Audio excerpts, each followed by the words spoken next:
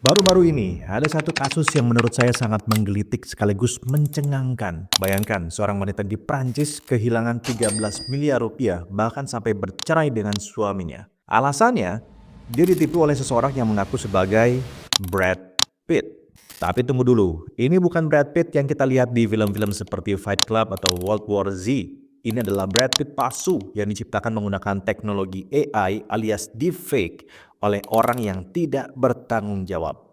Sebelum kita bahas lebih lanjut, jangan lupa untuk subscribe dulu channel ini.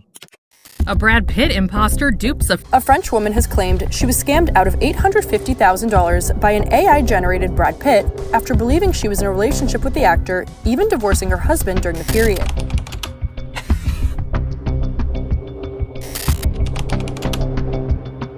Jadi ceritanya dimulai dari Instagram ketika Anne, wanita berusia 53 tahun itu menerima pesan dari ibu Brad Pitt yang katanya sedang mencari perempuan spesial untuk putranya.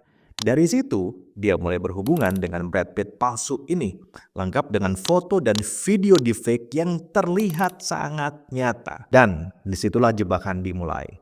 Anne yang tidak terlalu akrab dengan teknologi tanpa sadar terus mengirimkan uang demi membantu Brad Pitt yang katanya sedang menghadapi masalah besar. Saat saya bertugas di Kominfo, sebelumnya juga saya pernah menangani hal yang serupa. Ada dua tokoh yang sangat ternama di Indonesia mengadukan bahwa profilnya digunakan sebagai deepfake yang meminta transferan sejumlah uang kepada mereka. Dan pada akhirnya karena saya memiliki concern yang begitu tinggi pada penipuan menggunakan AI, saat itu juga kami langsung take down kontennya. Makanya di video kemarin itu saya bicara kalau kita harus jaga etika dan hati-hati sama AI. Kenapa? Karena memang kita semua harus sepakat kalau AI akan membawa shifting yang besar dalam kehidupan kita sebagai manusia. Para pengkaji sepakat bahwa pada tahun 2030 kecerdasan AI diprediksi akan sama tingkatannya dengan kecerdasan manusia. Dan tokoh-tokoh seperti Bill Gates, Sam Altman, dan juga banyak tech leader lainnya memberikan pernyataan tertulis bahwa memitigasi resiko kemusnahan umat manusia oleh AI wajib menjadi prioritas masyarakat global setara dengan pencegahan pandemi dan juga perang nuklir. Lantas sekarang yang jadi pertanyaan, kalau AI diprediksi akan menggantikan pekerjaan manusia dan di saat yang bersamaan juga merupakan ancaman kemusnahan manusia yang setara dengan pandemi dan perang nuklir, apakah memang kita harus setakut itu dengan ancaman yang diberikan AI? Pemerintah Amerika Serikat tahun lalu secara gamblang menyatakan bahwa 10% pekerja Amerika Serikat terancam untuk digantikan secara total oleh AI. Dan Mei tahun lalu, AI telah merebut lebih dari 4.000 pekerjaan di Amerika Serikat, menjadikan AI sebagai salah satu kontributor terbesar PHK di Amerika Serikat. Memang kalau di Indonesia belum terlalu terasa dampaknya secara real, tapi kalau kita tidak siap, Indonesia bisa jadi korban selanjutnya dari infiltrasi yang tak terfiltrasi dari artificial intelligence. Survei dari Populix menunjukkan bahwa 62% responden merasa ketakutan bahwa pekerjaan mereka akan digantikan oleh AI. Ketakutan mereka sangat berdasar. Kenapa? Alasannya karena AI dirasa bisa bekerja lebih stabil selama 24 jam tanpa capek non-stop. Lebih terjangkau dan yang paling menjadi perhatian, AI sudah tidak memiliki batasan untuk berkembang. Sky is the limit. Perkembangan AI yang sangat cepat dan bisa saya bilang tanpa batas bisa terjadi karena AI sudah mengadopsi sistem yang dinamakan machine learning. Inti dari machine learning ini adalah AI sudah bisa mengobservasi data-data yang diberikan. Contohnya seperti AI bernama AlphaZero yang dapat bermain catur tanpa diprogram oleh manusia dan bisa membuat keputusan sendiri tanpa bantuan prompt apapun. Dan ini masih bisa berkembang lebih jauh lagi ke depannya dengan lebih cepat. Ya, kalau mau lihat contoh yang dekat dengan kita, bayangkan ChatGPT. Coba bandingkan ChatGPT 2 tahun yang lalu dengan ChatGPT sekarang yang sangat berkembang pesat dan makin banyak juga bisa dilakukan oleh ChatGPT karena sifat AI yang terus belajar dengan setiap prompt dari data-data yang diberikan. Kamu bisa kasih rekomendasi nggak bagusnya saya ngapain ya? Kalau kamu lagi bosan, mungkin bisa coba jalan-jalan sebentar, dengar musik favorit, atau bahkan nonton film seru. Atau mungkin ada hobi baru yang pengen kamu coba. Sebelumnya, saya sudah jelaskan bahwa perkembangan AI yang signifikan tadi bisa terjadi karena AI terus belajar dari setiap data-data yang diberikan oleh kita.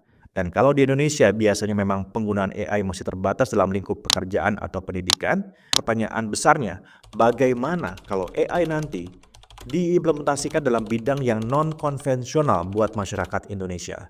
Misalnya, kerja kepolisian dalam penegakan hukum, tinggal input data-data yang diperlukan dan biarkan AI yang mencari sang tersangka dan bahkan bisa menentukan siapa terdakwanya. Mungkin juga bisa dilakukan dalam memprediksi bencana alam. Atau yang paling extraordinary, AI bisa jadi akan jadi bagian penting dalam politik di masa depan. Kemungkinan absurd seperti banyak orang-orang di Eropa yang ingin melihat politisi di negara mereka digantikan oleh AI, atau bahkan nanti AI yang akan memilih pemimpin suatu daerah atau suatu negara. Namun ternyata masa depan tersebut masih patut diperdebatkan dan juga diperbincangkan. Jadi bayangkan nanti AI yang memberikan suggestion atau bahkan memprediksi siapa pemimpin terbaik untuk negaranya.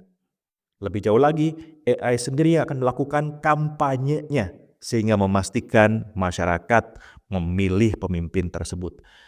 Anda bisa bayangkan masa-masa seperti itu akan seperti apa bahaya bagi umat manusia. Jadi apa yang harus kita lakukan? Apakah pengembangan AI harus di-stop saja? Karena banyak yang menganggap kalau AI hanya jadi ancaman. Jawabannya tentu saja tidak. Walaupun tadi sejak awal sudah banyak peringatan-peringatan tentang AI yang berpotensi menjadi alat pemusnah manusia. Kenyataannya, negara-negara di seluruh dunia sudah berlomba-lomba untuk mengembangkan AI mereka sendiri. Kita ini sedang memasuki era baru dalam sejarah manusia. Kalau dulu ada yang namanya Space Wars antara Amerika dan Uni Soviet.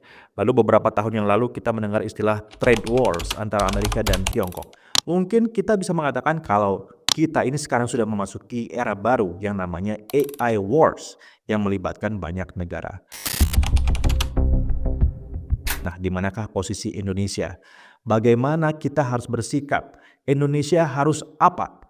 Jawabannya, adaptasi, inovasi, dan regulasi. Saya percaya potensi AI itu sangat luar biasa, terlebih lagi untuk persoalan-persoalan yang memang saat ini belum bisa dipecahkan oleh manusia. AI bisa saja menjadi jalan bagi umat manusia untuk melakukan gebrakan-gebrakan luar biasa dalam berbagai bidang.